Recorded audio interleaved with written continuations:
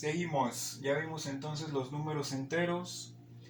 En este diagrama vemos que a la misma altura o en la misma jerarquía que los números enteros se encuentran los números fraccionarios.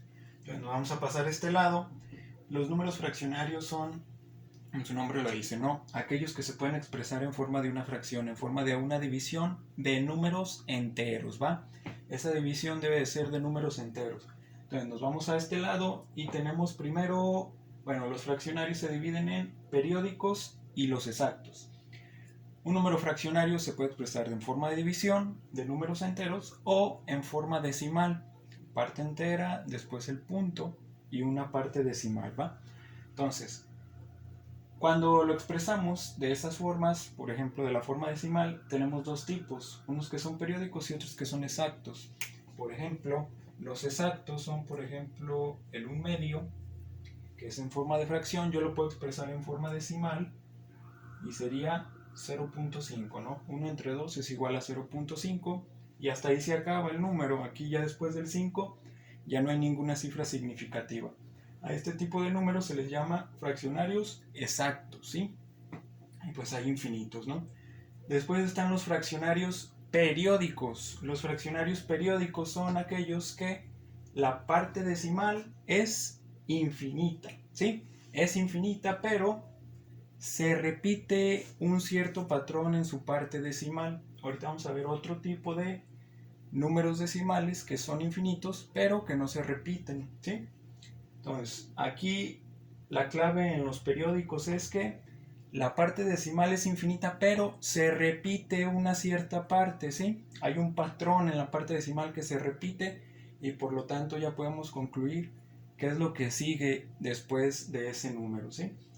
Y hay dos tipos de fraccionarios periódicos. Unos son los puros y otros son los mixtos. ¿Qué diferencia hay entre uno y otro?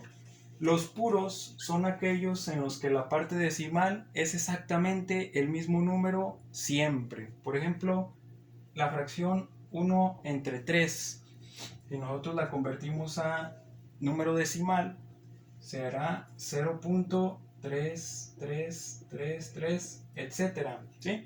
Después del punto decimal solamente tenemos el número 3 y es exactamente todo lo que se repite después del punto decimal, ¿sí? De aquí a la derecha siempre va a haber 3, no va a haber ningún número diferente.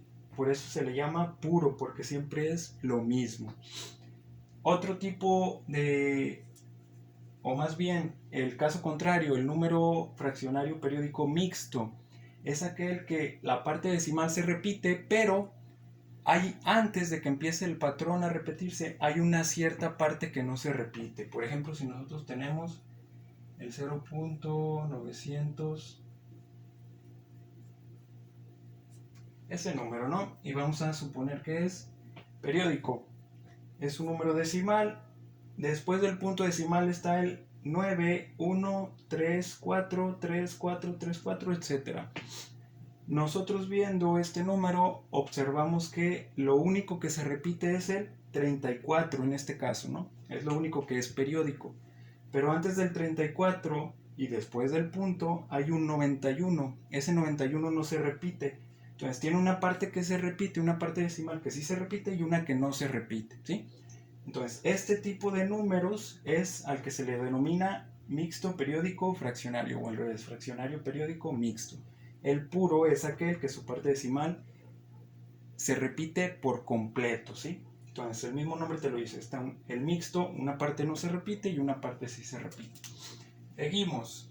Después, los números fraccionarios y los números enteros se engloban en un grupo o en un conjunto mayor que se le llama conjunto de los números racionales. Se expresa con una letra Q y una rayita doble. Y